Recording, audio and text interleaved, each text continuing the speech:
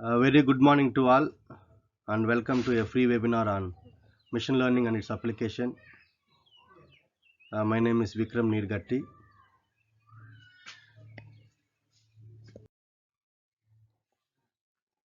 This webinar is hosted by Department of Computer Science and Engineering, Sri Venkateswara College of Engineering and Technology, Chittoor, RVS Nagar, Tirupati Road. This is the college. About the SV set, it is autonomous body and ranked with 176 among top engineering colleges by NIRF, MHRD, Government of India, and it is NB aggregated under Tier 1 for 3 years up to 36 and 21, and it is affiliated to JNTU Anantapur, recognized by AICT and UGC. The institution has been granted autonomy by UGC from academic year 2011 to 2012, and this institution has 6 UG and PG courses in engineering and technology, MBA, MCA, and offers 4 other diploma programs. About computer science and engineering department, it is the autonomy of having its own syllabus and curriculum. It offers undergraduate, postgraduate in various disciplines of computer science and engineering. The department of CSC is aggregated by NBA, New Delhi under Tier 1 in 2018, and it is aggregated with the NAC, Bangalore. The department imparts world-class training and the research. It provides state-of-art computing facility to the students.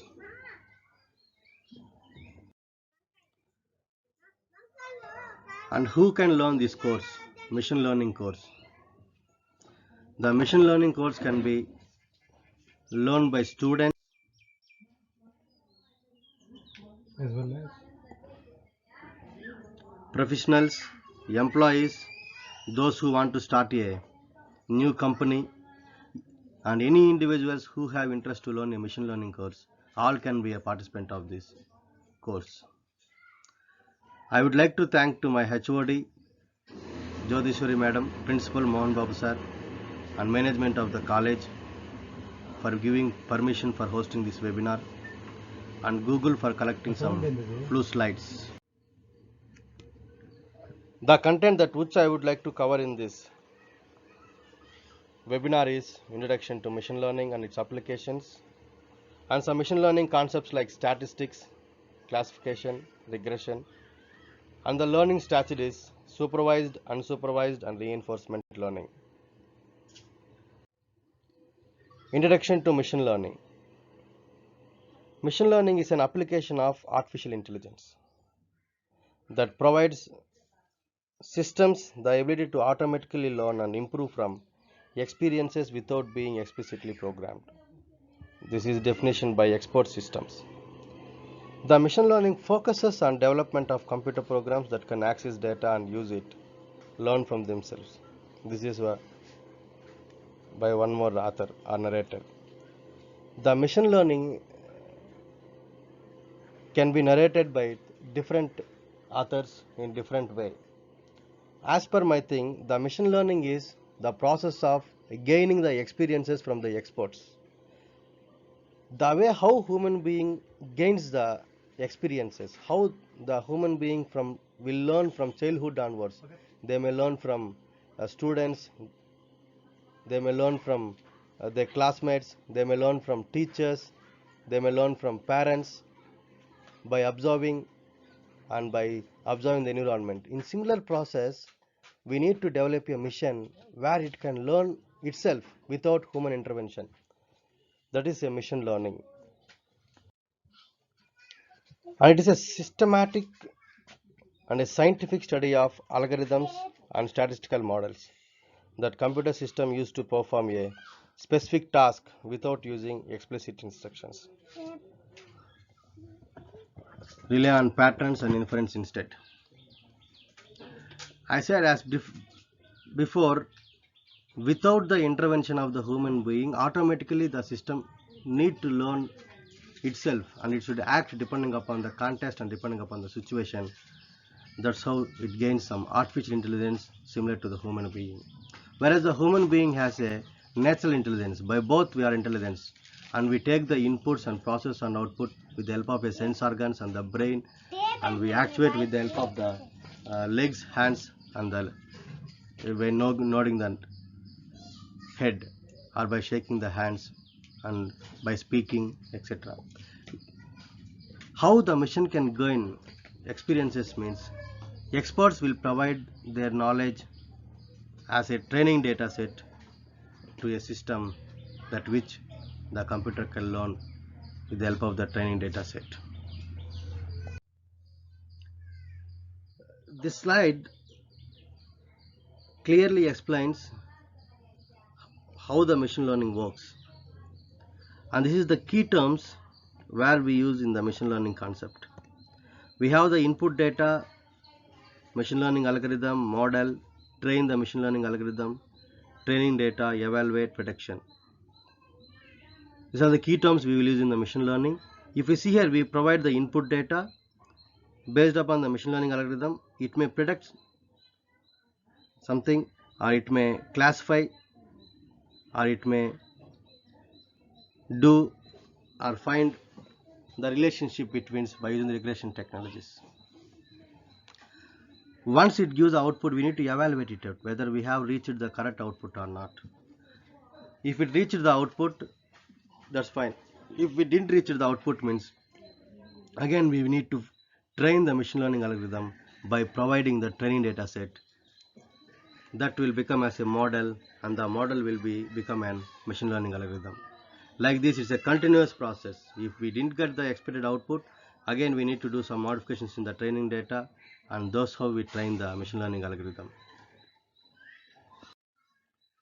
So why machine learning is useful to us and how it is helpful to the society means, we have some applications here. Already the application which we are experiencing is email. If you write the body of an email, the machine will automatically suggest the subject. That's the machine learning concept. It reads the body of content of the mail, automatically suggests some subject to that mail. And computer vision. Nowadays we have a camera which will record 24 hours, but we are interesting the patterns whenever a human being enter into a home or enter into offices. Whenever in the presence of the object, we need to record the video. That can be done with the help of machine learning. So we can able to save the memory and data as well. Virtual assistants. For now we have Siri, Alexa, Google assistants where we can able to speak only with the English. We can able to try to speak with Urdu, Telugu, Malayalam, Tamil. That's a big concept and big thing of machine learning by using the concept of natural language processing. Another one is the traffic prediction.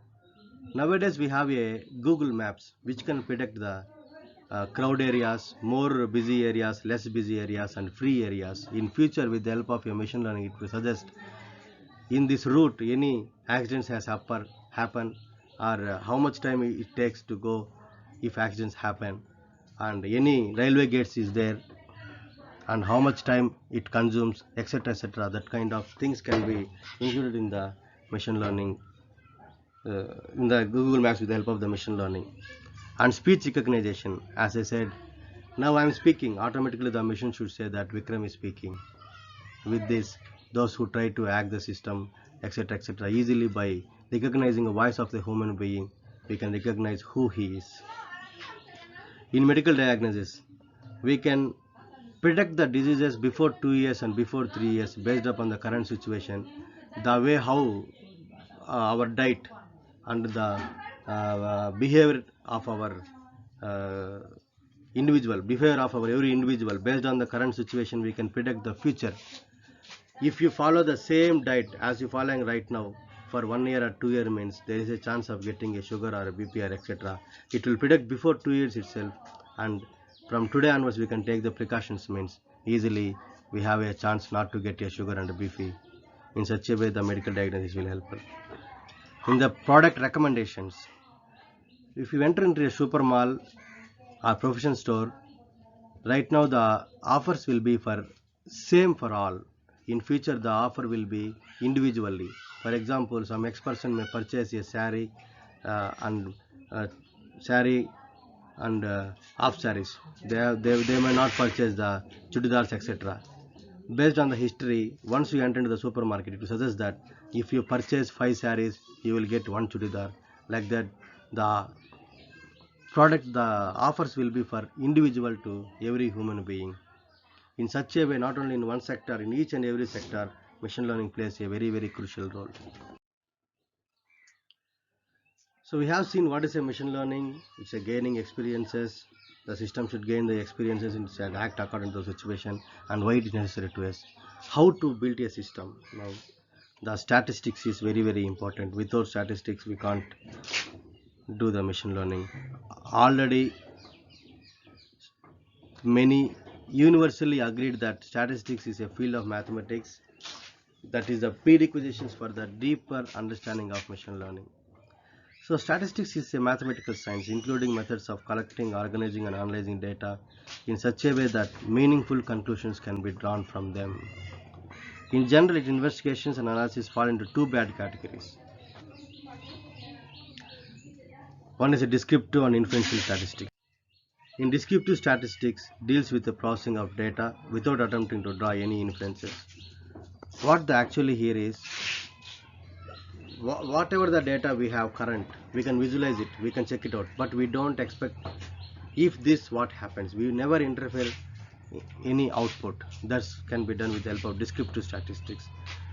The example may be we may present it in the form of tables or graphs, and for example there may business, income, sports data, population data, and that happening every day and weekly. We can able to check it out. Inferential statistics is a scientific discipline that uses mathematical tools to make forecasts and projections by analyzing the data. For example, the weather forecasting. We are inferring something. So if we expect some output from the data means that's the inferential statistics. This can be applied in various fields like engineering, economics, biology, social science, and etc. The source, this is got from the analytic math. So how a statistics plays a role means, for example, to check whether the rice is cooked or not, we will not check each and every grain in the rice bowl. We will take sample 2 or more rice grains and we will check that whole rice is cooked. And similarly, if you develop a machine learning algorithms means we will apply that algorithm in samples. For example, the age group, we will try 1 or 2 persons from the age group 5 to 10 and 10 to 15, 20 to 30. By randomly picking some human being differing upon the gender group and the age group, we will say that this algorithm is perfectly working. And without data we can't do anything. Data is very important, as I said before. So the data may be a quantitative or qualitative. Quantitative, for example, height, weight, number, blood pressure, sugar, there should be a numerical values. Whereas a qualitative is a words or the group of categories like colors, yes or no, or blood group, and etc. So statistics, as I said, data is very important. Without data we can't do anything. And data, what is a data means? It's a raw facts or observations. And what is the information means? Processed data is called a information. So we have a processor, we will apply the data. After processing we will get the information. That is the difference between the data and information. Data is raw facts, we won't process anything. Information is processed data. With information we can take the decisions. That's how once we collect the data, we will supply by applying some algorithms and we will do the output. We have some different statistics like mean, median, mode, variance, standard deviations and the quartile. These all things we will apply in the machine learning algorithms. Now we go for the learning strategy, that is the supervised learning. In the supervised learning, we are clear with what is an input and what is an output. That is the supervised learning. It's very clear for us what output we are expecting. The programs what we are doing in the laboratory is, it's very clear what input we are doing, what processor and what output is doing. It's very clear to us. Some of the supervised learning like classification, prediction, regression, and etc. This is the classification technique, low risk and high risk. This is how we can do the classifying. Similarly, by sorry, by age group or by gender group, easily